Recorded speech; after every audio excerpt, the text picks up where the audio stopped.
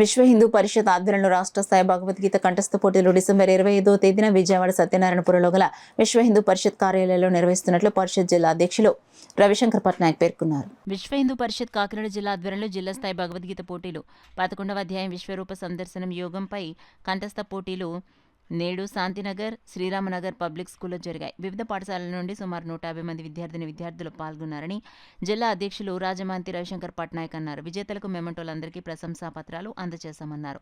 VHP జిల్లా అధ్యక్షులు రాజమహంతి రవిశంకర్ పట్నాయక్ మాట్లాడుతూ విహెచ్పి ఆధ్వర్యంలో ప్రతి ఏటా పోటీలు ప్రఖండ మరియు జిల్లా స్థాయిలో నిర్వహించి విజేతలను రాష్ట్ర స్థాయి పోటీలకు ఎంపిక చేస్తున్నామన్నారు. జనవరి 5న విజయవాడలో హైందవ శంకరావం సభకు హిందువులందరూ మద్దతు పలకాలని పేర్లు రిజిస్ట్రేషన్ చేసుకోవడం ద్వారా అధిక సంఖ్యలో హిందూ సభ్యులు సుమారు 1 కోటి పేర్లు రిజిస్ట్రేషన్ జరుగుతాయన్నారు. దీనికి హిందూ బంధువులందరూ మద్దతు పలకాలని తెలిపారు. భగవద్గీత ద్వారా వ్యక్తిత్వ వికాసం పెంచుకోవచ్చని అన్నారు.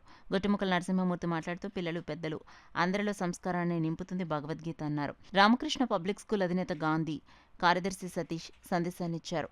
న్యాయ నిర్ణేతలుగా చల్లా శ్రీకృష్ణవాణి, లక్ష్మణ శాస్త్రి, దుర్గాప్రసాద్, నిటాల సత్యనారాయణ, రవిశంకర్ పట్నాయక్, గొట్టుముక్కల నరసింహశాస్త్రి, డి రవివర్మలు వ్యవహరించారు. కార్యక్రమంలో జి ఉదయ్ భానజీరావు, చల్లా శ్రీకృష్ణవాణి, విద్యార్థులు, తల్లిదండ్రులు సుమారు 150 మంది పాల్గొన్నారు. అన్నీ కూడా కలిసి ఈ రోజున ఇక్కడ పోటీ నిర్వహించడం జరుగుతుంది. ఈ పోటీల్లో సుమారు 150 మంది వరకు ప్రఖండంలో విజేతలైన వాళ్ళందరూ కూడా పాల్గొన్నారు. మరి ఈ పోటీల్ని చక్కగా నిర్వహిస్తున్న విశ్వ హిందూ పరిషత్లో మరి వైస్ ప్రెసిడెంట్ గారైన శ్రీకృష్ణవాణి గారు, అలాగే భానుజీరావు గారు, అలాగే మరి మా రాజు గారు అందరూ కూడా చక్కటి